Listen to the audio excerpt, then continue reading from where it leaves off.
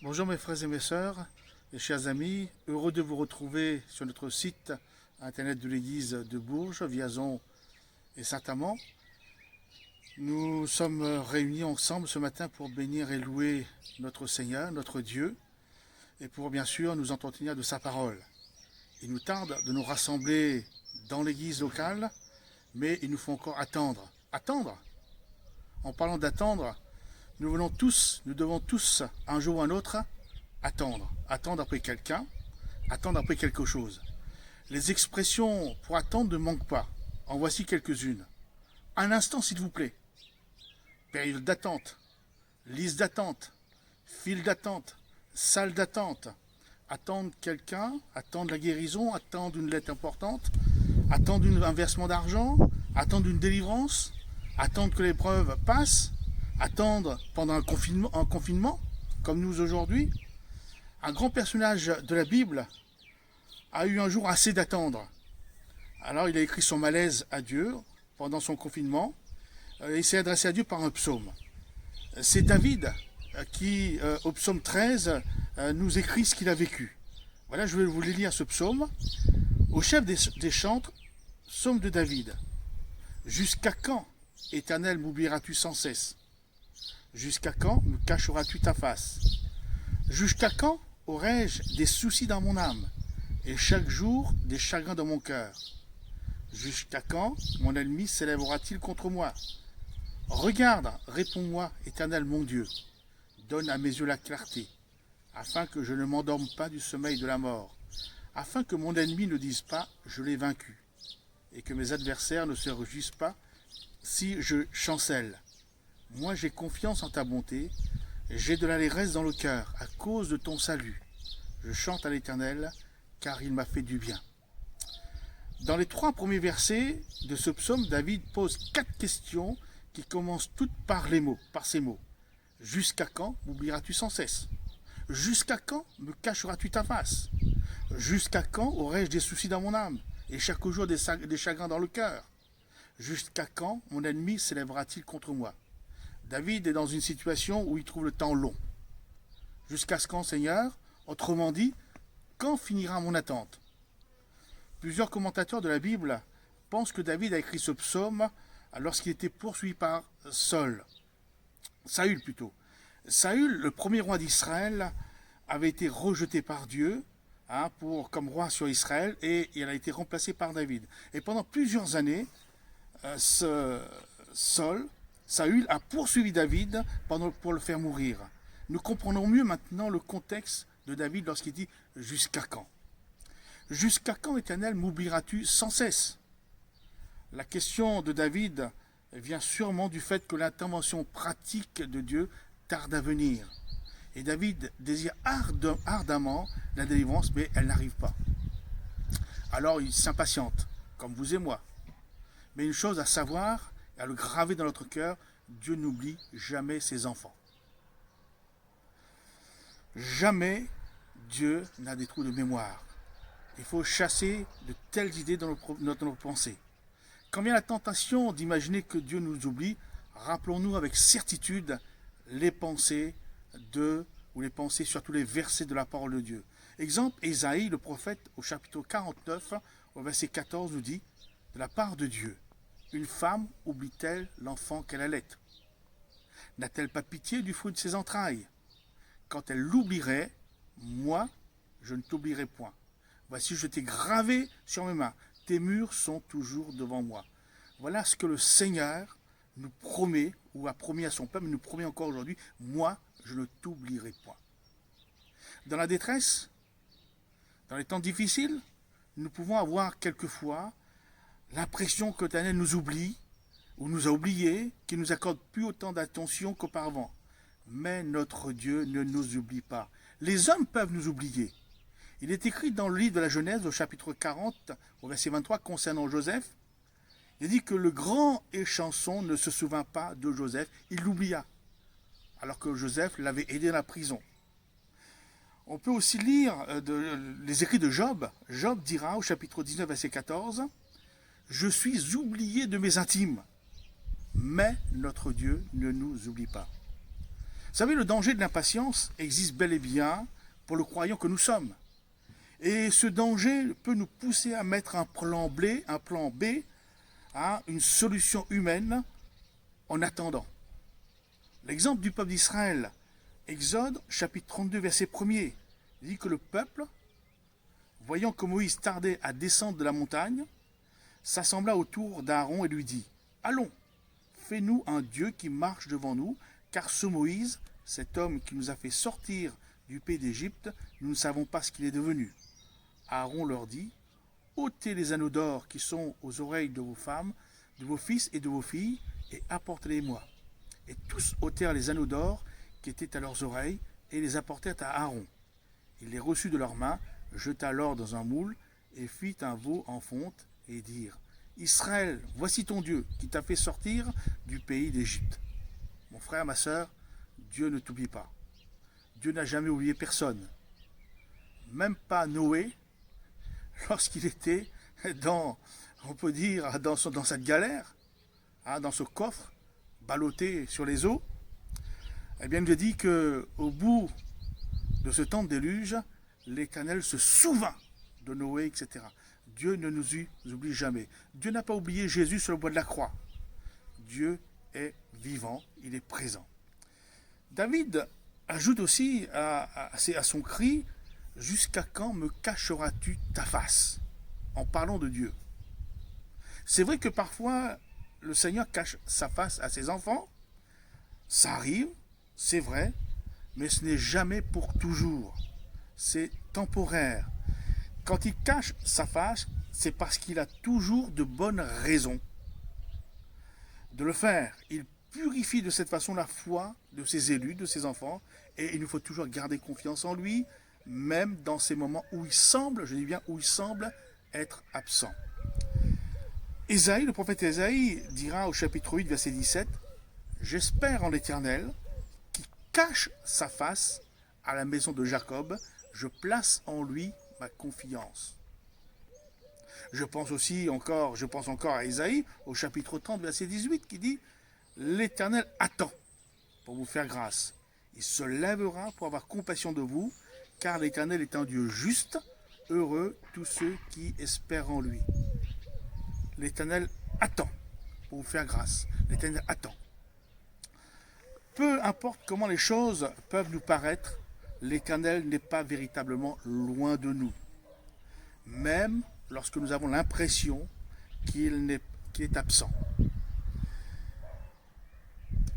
Dans Actes au chapitre 17, au verset 27, il y a un curieux témoignage qui m'a fait réfléchir. Il est dit ceci, « Dieu a voulu qu'ils cherchassent le Seigneur et qu'ils s'efforçassent de le trouver en tâtonnant. » On tâtonne, on ne sait pas, on pense que Dieu est loin, bien que Dieu ne soit pas loin de chacun de nous. Vous voyez, Dieu est proche de nous. Et Jésus, n'oublions pas, nous a promis qu'il serait avec nous tous les jours jusqu'à la fin du monde. Jésus nous a dit, je répète, je suis avec vous jusqu'à la fin du monde. Dieu connaît très bien notre situation, il voit dans quel état nous sommes et il n'est pas indifférent à ce que nous vivons.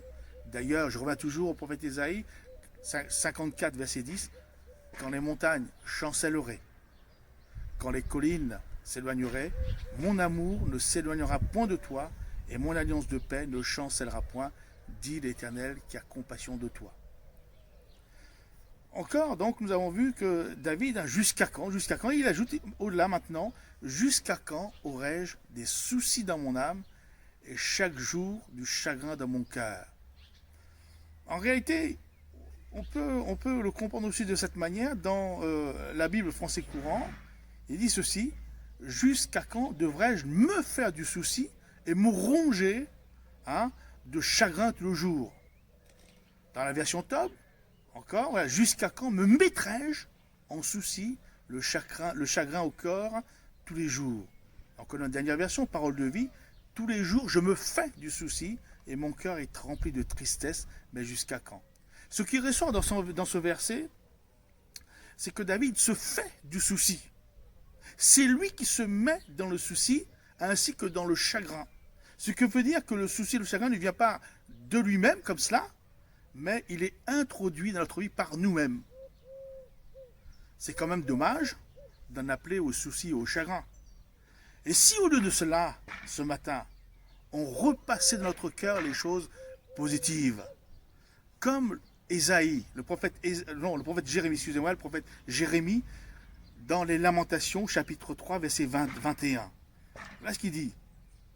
Voici ce que je veux repasser dans mon cœur, ce qui me donnera de l'espérance. Les bontés de l'Éternel ne sont pas épuisées. Ses compassions ne sont pas à leur terme. Elles se renouvellent chaque matin. Oh, que ta fidélité est grande. Ta fidélité est grande. Voilà, donc au lieu de broyer du noir, revoir les choses en négatives, etc., etc., Jérémie nous dit qu'il repasse en son cœur que les compassions de l'Éternel ne sont pas épuisées, elles se renouvellent. Alors, ça fait du bien. Ne semez pas les soucis dans vos pensées. Hein, ne vous mettez pas dans les soucis. Ne faites pas du souci à vous-même. Mais au contraire, faites et repassez dans votre cœur les choses que Dieu a faites dans votre vie. Et enfin, David continue, termine en disant « Jusqu'à quand mon ennemi ne s'élèvera-t-il ou jusqu'à quand mon ennemi s'élèvera-t-il contre moi ?» On a l'impression, bien souvent, que les non-croyants ont le dessus. Et chaque jour, nos oreilles peuvent entendre les discours anti-Dieu les plus insultants. Ah, donc on entend, oui, Dieu, où est-ce qu'il est, il n'agit pas, etc. Et ça peut quelquefois nous perturber. Jusqu'à quand mon ennemi s'élèvera-t-il contre moi? Asaph, qui a aussi écrit des psaumes, mais dans le psaume 73, il dit au Seigneur, par ce psaume, ses craintes, son combat intérieur. Nous allons le lire. Et voilà ce qu'il dit. Oui, Dieu est bon pour Israël, pour ceux qui ont le cœur pur. Toutefois, mon pied allait fléchir, mais pas été sur le point de glisser, car je portais envie aux insensés. Pourquoi? En voyant le bonheur des méchants. Rien ne les tourmente jusqu'à leur mort, et leur corps est chargé d'embonpoint. Ils n'ont aucune part aux souffrances humaines. Ils ne sont point frappés comme le reste des hommes. Aussi l'orgueil leur sert de collier. La violence est le vêtement qui les enveloppe. L'iniquité sort de leurs entrailles. Les pensées de leur cœur se font jour. Ils raillent et parlent méchamment d'opprimés. Ils profèrent des discours hautains. Ils élèvent leur bouche jusqu'aux cieux et leur langue se promène sur la terre. Voilà pourquoi son peuple se tourne de leur côté. Il avale l'eau abondamment et il dit « Comment Dieu saurait-il? Comment le Très-Haut connaîtrait-il ?» Ainsi sont les méchants, toujours heureux. Ils accroissent leur richesse. C'est donc en vain que j'ai purifié mon cœur et que j'ai lavé mes mains dans l'innocence. Chaque jour, je suis frappé. Tous les matins, mon châtiment est là. Si je disais « Je veux parler comme eux », voici je trahirais la race de tes enfants. Quand j'ai réfléchi là-dessus pour m'éclairer, la difficulté fut grande à mes yeux, jusqu'à ce que j'eusse pénétré dans les sanctuaires de Dieu, et que j'eusse pris garde au sort final des méchants. Oui, tu les places sur des voies glissantes, tu les fais tomber et les mets en ruine. Et quoi, en un instant, les voilà détruits, ils sont enlevés, anéantis par une fin soudaine. C'est vrai, l'impression que nos ennemis sont toujours gagnants, sont toujours vainqueurs. Mais attendons la fin de l'histoire. Et nous verrons que Dieu est toujours vivant, qu'il est présent, qu'il est toujours vainqueur et qu'il nous donne d'être vainqueurs. C'est vrai qu'il a pu arriver aussi que les enfants de Dieu sur la terre, humiliés et ridiculisés, n'obtiennent pas ce qui leur avait été promis sur la terre. Je pense aux héros de la foi d'Hébreux 11. Il nous dit que, bien sûr, il y en a qui ont fait des grandes choses, par la foi, etc., mais il dit que d'autres furent livrés au tourment et n'acceptèrent point de délivrance afin d'obtenir une meilleure résurrection. D'autres subirent les moqueries et le fouet, les chaînes et la prison. Ils furent lapidés, sciés, torturés. Ils moururent tués par l'épée. Ils allèrent çà et là vêtus de peau de brebis et de peau de chèvre, dénués de tout, persécutés, maltraités, eux dont le monde n'était pas digne, errant dans les déserts et sur les montagnes, dans les cavernes et les antres de la terre. Tout cela, à la fois desquels il était rendu témoignage, n'ont pas obtenu ce qui leur était promis. Dieu ayant vu quelque chose de meilleur pour nous, afin qu'ils ne parvinssent pas sans nous à la perfection. Amen. Donc, vous voyez, Dieu est toujours présent, même si nous le croyons loin, mais il est là. Remarquons une chose, je reviens à David, qui a posé ces 4 questions à Dieu. hein, David implore le secours de Dieu. Même si les circonstances sont très difficiles pour lui, il s'accroche à Dieu, il espère en Dieu, il invoque Dieu, il ne lâche pas, il n'abandonne pas, il ne perd pas la foi, il ne déserte pas, il ne prend pas ses clics et ses claques, hein, il ne démissionne pas du peuple de Dieu, il n'est pas un décrocheur, comme il y a bien souvent quelquefois parmi nous. Mais il prie et supplie son Dieu avec persévérance. David est ici à l'image du chrétien assailli par ses ennemis, hein, spirituels et par des adversités de toutes sortes, mais toujours rempli de confiance et de foi dans le secours de Dieu. Combien de contrariétés dans nos vies qui font monter nous cette question: jusqu'à quand, Seigneur? Jusqu'à quand cette épreuve? Jusqu'à quand cette situation va perdurer? Jusqu'à quand ce confinement? Jusqu'à quand la peur de la maladie? Jusqu'à quand? Jusqu'à quand? Et David, il n'a pas lâché, il est resté fidèle. David n'a pas été englouti par ses misères, parce que Dieu dans l'a sorti. Et si nous lisons la suite de son psaume, au verset 6, il est dit, hein, c'est toujours David: jusqu'à quand, Seigneur, aurais-je des soucis, des chagrins? Jusqu'à quand m'oublieras-tu? Mais au verset 6, il dit: je chante à l'Éternel, car il m'a fait du bien. Quel contraste entre le début du psaume et la fin du psaume. David a eu confiance dans le Seigneur, et le Seigneur lui a fait du bien. Un serviteur de Dieu a dit combien sont nombreux les chrétiens qui se lamentent souvent, comme David, hein, l'a fait au début de ce psaume, mais combien sont rares les chrétiens qui viennent célébrer le Seigneur comme David l'a fait. Je chante, et ce matin nous sommes venus pour chanter à l'Éternel, car il nous a fait du bien, il nous fera du bien, et il fera toujours du bien. Oui, certainement, il y a un temps pour crier au Seigneur, il y a un temps pour pleurer, mais il y a aussi un temps pour chanter, il y a un temps pour louer Dieu parce qu'il nous a fait du bien. Au verset 5 du psaume, David parlait de l'allégresse des ennemis de Dieu qui se réjouissent quand les fidèles chancellent, mais au verset 6, il parle de l'allégresse du fidèle qui voit et expérimente la bonté du Seigneur. Vous savez, en lisant ce psaume 13, nous pouvons nous identifier à David. Parce que notre adversaire le diable rôde comme un lion rugissant, cherchant qui dévorer. Et nous faisons tous, hein, face à tous les problèmes, hein, et à des attentes de notre vie. Mais gravons cette chose dans le Seigneur, même s'il faut attendre, le Seigneur est là. Le Seigneur est fidèle. Hein, on peut dire jusqu'à quand, Seigneur, mais il sera là au moment opportun. Et c'est vrai que Dieu nous exhorte par ce psaume à faire confiance à sa bonté, que nos cœurs disent ce matin par la foi: oui, j'ai confiance en ta bonté, Seigneur. J'ai de l'allégresse dans le cœur. À cause de ton salut, je chante à l'Éternel, car il m'a fait du bien. Et une chose aussi que le prophète Jérémie a expérimenté, hein, toujours dans le livre des Lamentations, chapitre 3, verset 24, il dit: l'Éternel est mon partage, dit mon âme. C'est pourquoi je veux espérer en lui. L'Éternel a de la bonté pour qui espère en lui, pour l'âme qui le cherche. Il est bon d'attendre en silence le secours de l'Éternel. Il est bon d'attendre en silence le secours de l'Éternel. Ça, c'est la victoire. Attendre en silence le secours de l'Éternel. Pourquoi? Parce que Dieu n'est pas insensible. Parce que Dieu est fidèle. Parce que sa présence est là. Parce qu'il y a de l'espérance en lui. Alors ce matin, nous sommes venus pour nous réjouir dans sa présence.